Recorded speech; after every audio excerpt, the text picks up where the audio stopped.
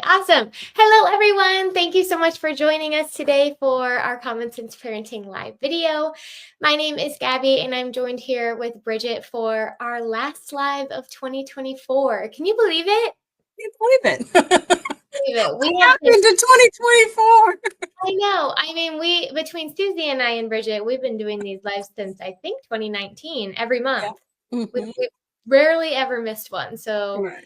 going on, 5 years of Wow. lives. That's great. And we've talked about so many topics, and there's still so much to discuss. So if you've watched this year, thanks for watching. And of course, in 2025, we'll be doing so many more things. But before that, let's focus on the here and now. And we're going to talk about how to teach your child to be a giver this holiday season. So coming fresh off Thanksgiving, I know we have talked about gratitude and we've talked about integrity with author Julia Cook. And today we're talking about how to be a giver. So as Bridget and I go through our discussion, if you have any questions for her related, go ahead and leave it in the comment section. And we'll also be linking several resources from parenting.org related to this topic for you to check out. Okay, Bridget, so let's start. What age is appropriate to start teaching children the value of giving? Well, for me and my household, but this might not hold for everybody, but when you start getting things. So when you can understand I am getting something is a good time to start teaching children how giving is also important, right? And it's going to be different for every age group, of course, right? So when my son was little and he wrote letters to Santa, well, he would write also a letter for somebody else. Okay. And we also try to teach him about like how to ask for things that cost no money, like how to say okay to mommy the first time she asked me. So as children grow up, you can have them do more Christian service or community service work. We went and handed out water to people who are working on the roads. So it just depends on the age of the child and what you want to do as a family. As a family, it's always good to do it together versus telling your child they should be more giving, is to model that behavior, of course. Mm-hmm. Mm-hmm. Did Definitely. you write Christmas Santa Claus Oh letters yeah, when you were I little? do Santa every year. Yeah, for sure. Yeah, and so we do have kids do that, but we sometimes don't teach them to ask for other people. So it's always good to maybe include someone else in your letter to Santa or to write one totally for someone else and not for you. Mhm, mhm.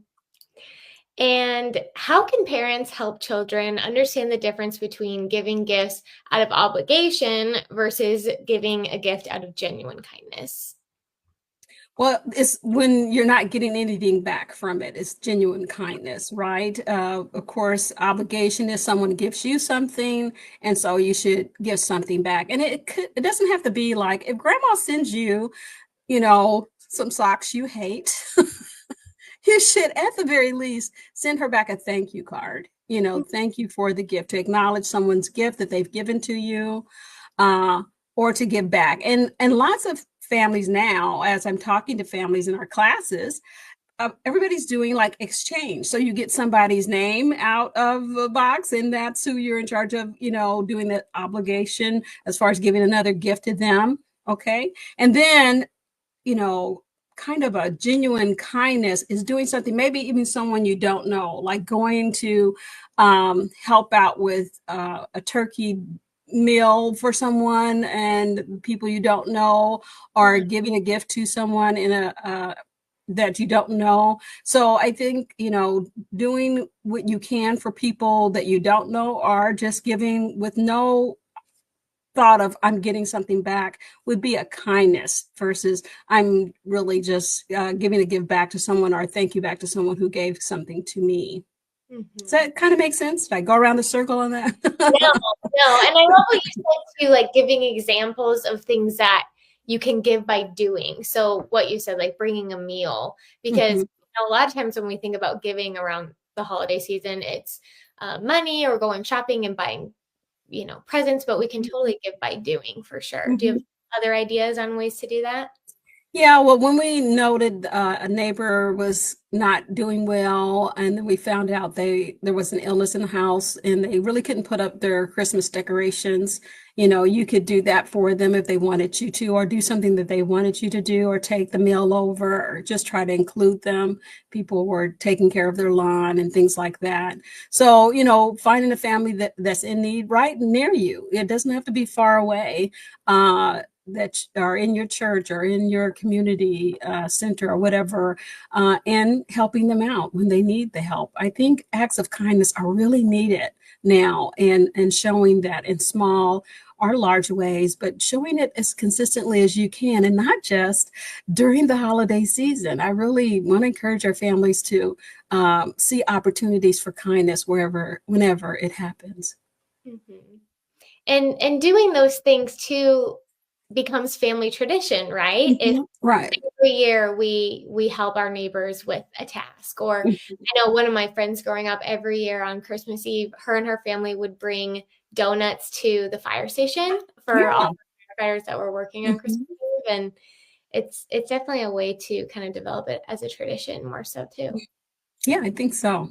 Those are great ideas too. Hmm. And beyond just the holiday season, generosity is something that we talk a lot about at Boys Town Parenting, and teaching that. Bridget, what are some ways that parents can model generosity in their own lives? Well, I think that as a parent of, two kids and now grandkids, that you'll see how generous you are by how generous your children are.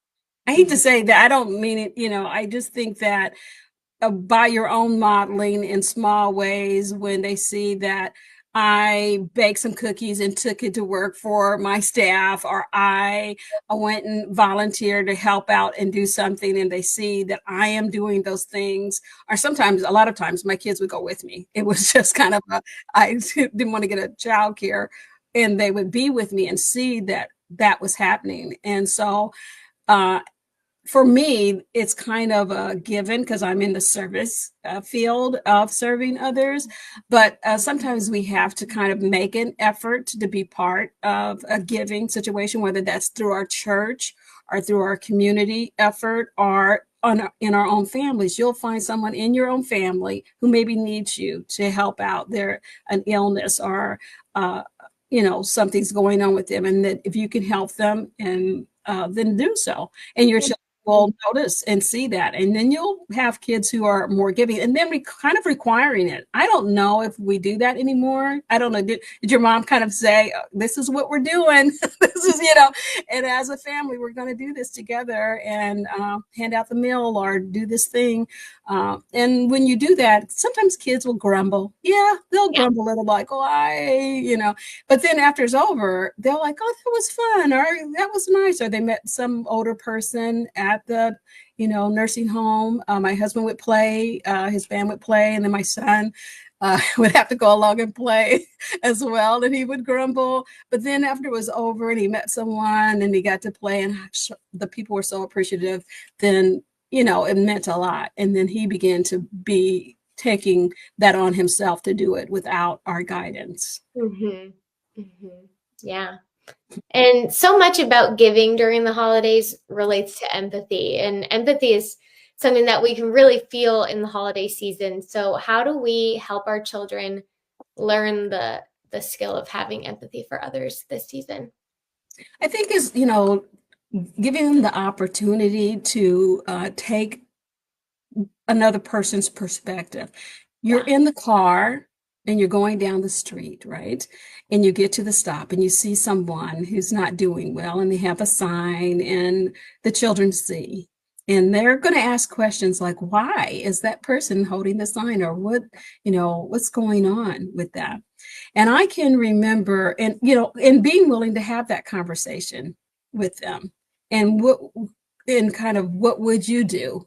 If you've ever seen that show, what would you do if you're in this situation? And I remember walking down the street with my husband and son, and someone approached us, and I held my son's hand, and we were walking in front of my husband, and he gave the person some money, but he's also stood and talked to the person and look Yes. the person in the eye, and the person talk to him about what's going on, just not giving money and walking away. And it's, it's good for you to know when that's appropriate, when it's okay.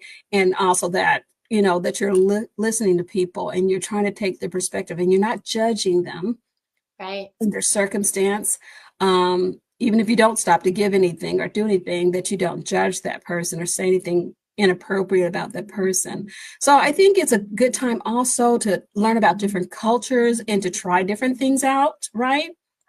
So going to other cultural events that you might not have experienced and go, oh, that was really fun, or I didn't know that, that kind of thing. So I think it's an opportunity to expand your child's perspective and empathy and understanding of the world around them, because it is very colorful and very different, and it's not just one view. And I think that's also the opportunity we have as parents, is to expand our child's view of the world and give them a different perspective. Definitely. Mhm. Easy way to think about that, if you're a family that grows up celebrating Christmas, maybe making an effort to learn more about Hanukkah this year. Mhm, And even mhm, if that's not your holiday, just, mhm. talking about, here's something else that some other people celebrate, and this is why, and here's how we can learn about it together. Be fun. Yeah, it's really quite interesting. We went to the Jewish Community Center, and I'm telling you, it looked like any other church I had went to. It was, the food was different, and that was great. And, but the people are people. They were all the same.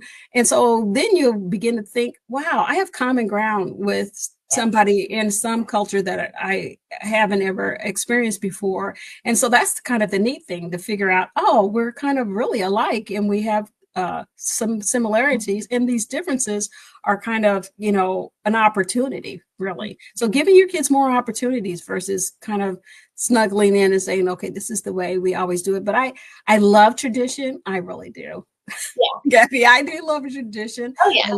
Yeah, because it makes us remember, people passed on, and to bring our ancestors back into our lives, and to show our kids where we came from and who we are, and those kind of things. And that's really important, so that you can share it with someone else. I went to a friend Thanksgiving where you Yeah. just, it's, yeah. And so, and we've been doing that for years with them. And so to see the young people growing up and what they're doing and their different viewpoints of where they're coming from, I think that is a great opportunity for me as, uh, one of the elders now to get their perspective of what young people are saying and thinking. And listening to them at those opportunities. So, yeah, it's kind of Yeah. cool.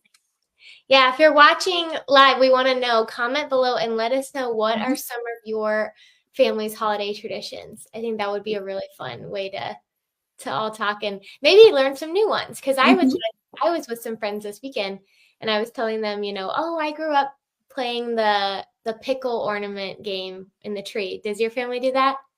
No, tell me exactly what this is Yeah. about. So you get a pickle ornament, one like a little pickle, Mhm, and you on Christmas Eve, well, it's an ornament that's hidden in the tree somewhere. mhm, And ours is a pickle. I think it's mhm, commonly a pickle, but I might have mhm. to check myself. Um, so what we would do is on Christmas Eve, whoever found the pickle first got to open one present early. Mhm, And mhm, so then I was telling it. So then with my friends, they all got a pickle ornament where we were, and they're like, "I want to start doing that. Like, that sounds really fun." Or you can do it, like this person opens the present first, or in relation to the theme of giving. With this, you can, if you find the pickle, you give a gift. You can kind of spin it any which way you want, but it's kind of fun. Oh, I think I'd like to do that. Maybe I'll do it with an elf. Like find the elf. Oh yeah, you can. I don't know. I don't know if it's always a pickle. Ours is. So I saw so many pickle ornaments this weekend, so I Uh-huh. think that's probably what it is. But Well, I have an elf ornament. That's why I'm going after yeah, that one. grab what Because you have. No need to find a new one. But I'm that like, would be where I'm fun. going to find that pickle, I don't know. You might be surprised next time you go to the store. See if like Target has one, because Oh, okay. Okay, I don't cool. know. Yeah, we'll have to talk about that. Because it'd always be fun to share like those Yeah. unique things that I families know do. another friend of mine does the blue plate, and then we pick that up. Where if you get the blue plate, then you get to sit at the head of the table, which is a big deal, at the other head. Yeah. So the child who's like, getting out the children's area, sometimes you get bored and the kids want to go back to their friends, but you get to, have this special plate and you get the piece you want and so on and so forth and sit at the head of the table and get to talk to the big people. So yeah. Oh, that's fun. Yeah, that's cool. There's a lot of ways to incorporate tradition, kind of the theme of giving, and some fun things that we've talked about. It can be fun. It can be fun and easy to be a giver this season. Yeah. All right, let's do one more question here and then we will wrap up. Bridget, how can we handle situations where children are more focused on receiving gifts during the holidays and less interested than giving? For example, I know some kids who they sit on the tree and they count the number of presents they get. And if it's more or less than their siblings, then, that can be upsetting. How can we handle things like that? Well, it's different for every family and for every kid, because some kids are totally fine with the gifts being there, not wanting to shake them and figure out how many things they're getting. Yeah. But sometimes you can just not put the gifts underneath the tree. Just don't, the things that are there are, my mom used to put boxes that had nothing in them. They were just decorations for the tree, while all the gifts were someplace else, where people were trying to figure out what those gifts were, but she was really good at it. But, and that's what we did. But we would have boxes that had things to do. Okay. So let's go to the museum. Let's go to this concert. Let's go to this movie. So things that you could open up ahead of Christmas that were in the boxes that made you kind of do things together and spend time together versus getting things, right? Let's go and visit grandma and take some cookies and that kind of thing, versus I'm getting something. So I think, putting those presents first and leaving the other ones that where you get something as the last thing we put, maybe Christmas Eve, some people do. I know after our midnight mass, you got to open up a gift, and some people do different things, but I think, not putting that in front of children. I mean, put a present in front of kids and say, don't touch it. Really? I mean, if I were a kid, I'd be like, yes, let's look. So, but replace it with something like a box, and it appears, and they're like, oh, what's in there? And sometimes we would have little candies in there, and then they would open up the envelope and it would tell them what we were going to do for that. Maybe it's a giving thing, maybe it's a fun family activity or whatever whatever happened. And they were very satisfied with that. Kids were not like, oh, this is crazy. But I try to think of all the kids and things that they would like to do versus just things that I wanted to do, which was go to the museum and things like that. So. Right. Yeah, definitely. Well, good. I think we talked about some good tips, some quick tips. And of course, like I mentioned, we're linking some other tips in the comment section. And let us know what your holiday traditions are. We would love to hear. And thank you for another awesome year of live interviews, Bridget. It's been my pleasure. I'm really excited about 2025 and some of the guests we're going to have and the topics we're going to talk about. So you always keep it very lively, Gabby. I appreciate that. And I hope you have a wonderful holiday, and everybody listening, I hope you guys also have a wonderful holiday and enjoy each other. That's the important thing about the holidays. Okay. Well said. Well said. Well, thanks everyone. We will see you next month, and happy holidays.